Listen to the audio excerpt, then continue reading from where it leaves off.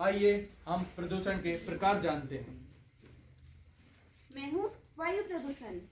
मैं हूँ जल प्रदूषण। मैं हूँ ध्वनि प्रदूषण। मैं हूँ भूमि प्रदूषण। तो प्रकार तो हम सब ने जान लिए हैं, अब इनकी समस्याएं भी तो जाननी पड़ेगी। तो आइए शुरुआत करते हैं हमारे पहले प्रदूषण के प्रकार से, जो कि है वायु प्रदूषण। मैं हूँ वायु। जब वायु में अवांछित पदार्थ मिल जाते हैं जिससे हमारी वायु प्रदूषित हो जाती है, उसे ही हम वायु प्रदूषण कहते हैं। इसके विभिन्न कारण होते हैं, जैसे पटाखे, परमाणु परीक्षण, ज्वालामुखी का फटना, परिवहन, फैक्ट्रियों के धुएं आदि। आइए एक नाटक के माध्यम से हम इसे समझते हैं। सुनिए, कहाँ गई है दीदी? अच्छा, चल अब तेरे पटाखे बजाते मैं तो हैं। पटाखे लेके ही नहीं आई। तेरी मम्मी को बोलते हैं, वो चलो तुझे पटाखे जलाएंगे। मम्मा मम्मा, कहाँ गई थी तू? अभी आ रही है। हमने यहाँ के पटाखे जला रहे थे। कहाँ से पटाखे? तेरे पापा ने पटाखे तुझे दिए? इतनी प्रदूषण हो रखी है, तुम लोग अभी पटाखे फोड़ रहे हो। मम्मा मेरे को भी पटाखे लेके आने हैं, मेरे सारे दोस्त लेके आए हैं। नहीं मिलेगी पटाखे, बहुत प्रदूषण है, चोट भी लग जाएगी तुझे। तेरी मम्मी तुझे पटाखे नहीं दिला रही। मेरे पापा ने देख मुझे इतने सारे मैं पटाखे भी लेके दिलाए हैं। आऊंगी पटाखे। नहीं मिलेगी बोली ना। मैं पटाखे जलाने जा रही हूँ। मैं तो पापा के साथ ले आऊंगी। मैं भी देखती हूँ। पापा पापा मेरे को पटाखे दिला के लाओ, मेरे सारे दोस्त लाए हैं। ये सुनिए, इसको पटाखे नहीं दिलाने। प्रदूषण आप देख रहे हो, चोट भी लग जाएगी इसे। अरे साल में एक ही दो दिन है, कुछ नहीं होता एक दिन में। बाप बेटी को जो करना करो। हाँ चल बेटी। चलो पटाखे लेके आते हैं। हम पटाखे ले आए, मैं नेहा के साथ पटाखे जलाने जा रही हूँ। बाप ने दिलाया तो जा फोड़ ही ले। कर लिया अपनी आंटी मनमानी। आंटी नेहा अरे को कुछ नहीं भेज दो, होगा, हम तुम पटाखे ज्यादा जलाएंगे। बेटा तुम पटाखे जलाओगे? पता है पटाखे जलाने से कितना प्रदूषण होता है? आप देख, नेहा ने पटाखा फोड़ा था, हाथ जल गया इसका। स्वीटी है क्या इधर? अरे इतनी धुआं, तुझे क्या हो गया है? बहन जी, बच्चों ने पटाखे जलाए थे, देखो कितना प्रदूषण कर दिया है। मैंने बोला था, लेकिन ये नहीं सुनते मेरी बात। क्या करें, आजकल के बच्चे मानते कहाँ हैं, आतिशबाजी के चक्कर में प्रदूषण कर देते हैं। सही कहा आपने। सॉरी मम्मा, हम हम पटाखे पटाखे नहीं नहीं जलाएंगे। जैसे कि आप लोगों ने देखा, हमने पटाखों को जलाकर वायु प्रदूषण को कैसे बढ़ाया है। इसके स्वरूप हमारी सेहत पे गहरे प्रभाव पड़ते हैं, जैसे कि अस्थमा, लंग्स कैंसर, सांस लेने में दिक्कत, आंखों में जलन और फेफड़ों के कार्य में कमी। एयर पोल्यूशन को रोकने के लिए हमें ज्यादा से ज्यादा पेड़ लगाने चाहिए, निजी वाहनों का कम प्रयोग करना चाहिए और अपने वाहनों की समय समय पर प्रदूषण जांच करवानी चाहिए। तो जैसा कि आप सब लोगों ने देखा कि वायु प्रदूषण ना ही सिर्फ हमारे फेफड़ों को हानि पहुंचाता है, लेकिन यह पूरे वातावरण को हानि पहुंचाता है। तो इसको हमें रोकना जरूरी है, तो इसको हमें रोकना चाहिए। तो अब आगे हम दूसरे अपने प्रदूषण की तरफ बढ़ते हैं, जो कि है ध्वनि प्रदूषण।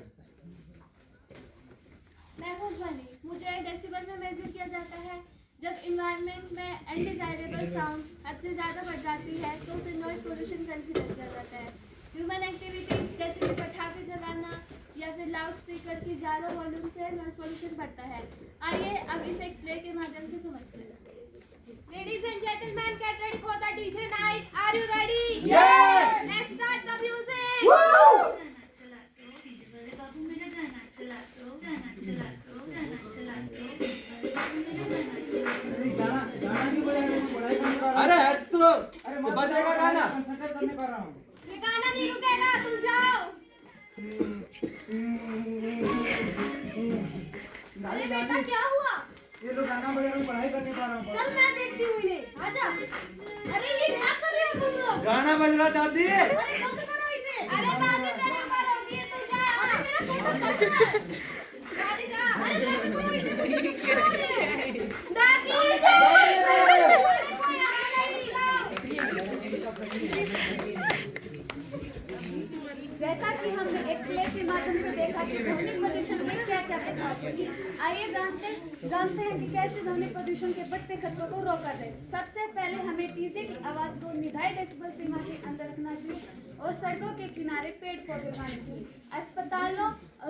अस्पतालों, स्कूलों और आवश्यक क्षेत्रों के आसपास लाउडस्पीकर और फोन को सीमित रखें और कम दूरी के लिए पैदल चलें या फिर साइकिल का उपयोग करें। पीछे बात क्यों हो रही है? तो जैसा आपने देखा कि ध्वनि एक हानिकारक भी हो सकती है अगर उसे उसकी सीमित सीमा में नहीं चलाया जाए। तो उसको आप कृपया करके अपनी उसकी सीमित सीमा में ही चलाएं। तो आइए हम अब अपने तीसरे पॉल्यूशन की तरफ चलते हैं, जो कि है जल प्रदूषण। मैं हूँ जल प्रदूषण। नहीं नहीं नहीं, आजकल मुझे लोग प्रदूषित जल कहते हैं। मैं हूँ मानव के जीवन का आधार, लेकिन इस मानव ने अपनी लापरवाहियों की वजह से मुझे घायल कर दिया है। कूड़ा, कचरा, कंकड़ और प्लास्टिक ने मेरी पवित्रता को छीन लिया है। मानव अपनी गतिविधियों से मेरे को प्रदूषित करते हैं। आइए एक गतिविधि देखते हैं।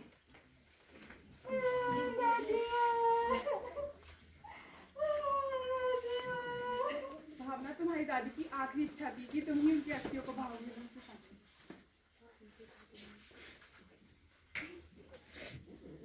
हे गंगा मैया, मेरी दादी माँ की आत्मा को शांति देना।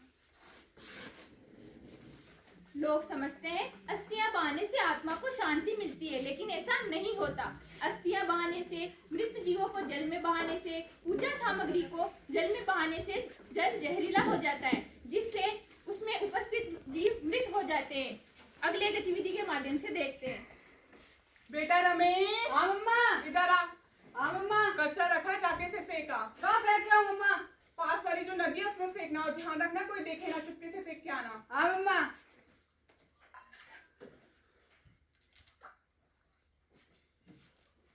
मम्मा फेंक के आ गया। अब एक काम कर, पानी आने वाला है, जाके पानी भर ले। हाँ मम्मा।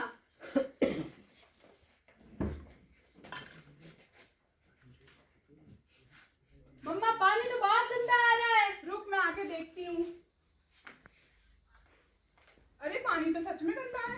रमेश की मम्मी, थोड़ी चीनी देना। पहले आप मुझे ये बताइए कि आपके यहाँ भी इतना गंदा पानी आ रहा है क्या? हाँ, आज मेरे यहाँ भी बहुत गंदा पानी आ रहा था। ऐसे कैसे चलेगा? पीने के लिए पानी भी नहीं होगा।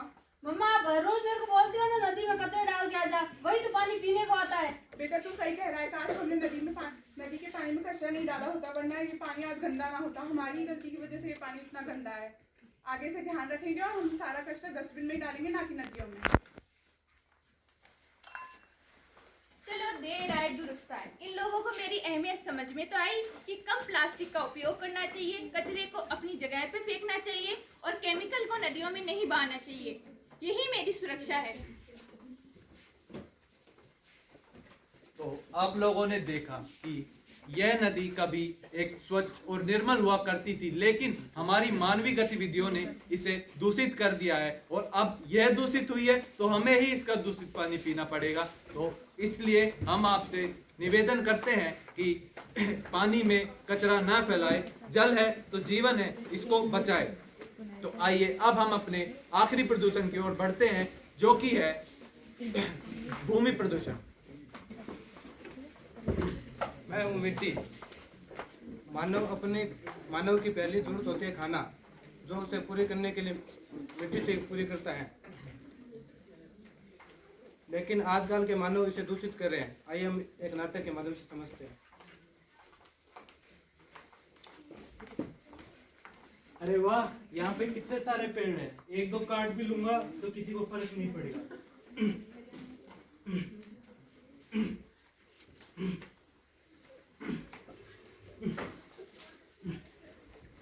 अरे ये क्या कर रहे हो तुम? मैं पेड़ काट रहा हूँ। जब तुम इन्हें लगा नहीं सकते तो तुम काट कैसे रहे हो इसे? एक दो काटने से क्या फर्क पड़ता अरे है? मत काटो इन्हें। अम्मा माथा मत का जा। तो देखा आप सभी ने, सभी लोग यही कहते हैं कि एक दो पेड़ काटने से कुछ नहीं होता, लेकिन धीरे धीरे सभी पेड़ खत्म हो जाते हैं और जिससे मिट्टी का कटाव बढ़ता है, मिट्टी की गुणवत्ता में कमी आती है और ऑक्सीजन में भी कमी आ जाती है। तो इसलिए हमें पेड़ों को कम काटना चाहिए और ज्यादा से ज्यादा पेड़ लगाने चाहिए।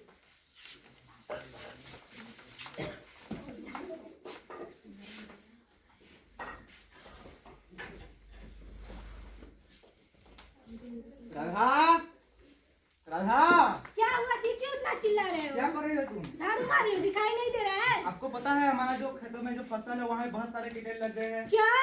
हाय, वो रमेश की दादी भी बोल रही थी, उनके भी खेतों में कीड़े पड़ गए हैं। आप खाना बनाओ, मैं जा रहा हूँ वहाँ पे केमिकल स्प्रे करने के लिए। ठीक है, आप जाओ, मैं मेरे आपके लिए खाना लेके आ बना जाना। दूंगी। ठीक है, आप जाओ।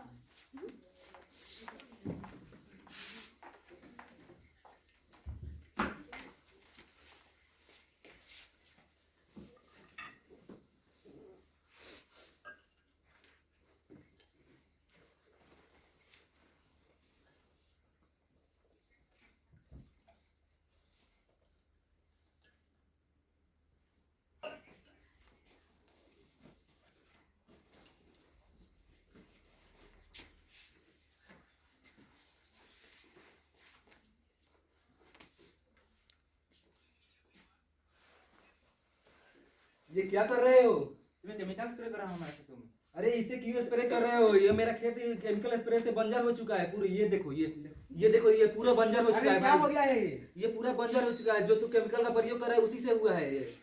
अरे ऐसे हो रहा है ये? हाँ, इसीलिए कहते हैं केमिकल का प्रयोग मत करो। अपने खेतों को बंजर क्यों कर रहे हो? हाँ आप ठीक बोल रहे हो, मैं अब सर नहीं भरूंगा केमिकल। इसी मेरा आप सभी से आग्रह है, केमिकल का प्रयोग ना करें, जैविक खेती को अपनाएं और अपने खेती को बंजर होने से बचाएं। धन्यवाद। तो आप लोगों ने देख ही लिया कि प्रदूषण और उसके प्रकार और कैसे वो हमारे वातावरण को और हमको प्रभावित करते हैं। तो यह अब हमारा दायित्व है कि हम अपने वातावरण को साफ और सुथरा बनाएं। तो यह वातावरण हमारा है और इसको साफ और स्वच्छ रखने की जिम्मेदारी भी हमारी है। तो हम सब ने यही ठाना, पर्यावरण को बचाना, हम सब ने यही ठाना। पर्यावरण को बचाना। धन्यवाद।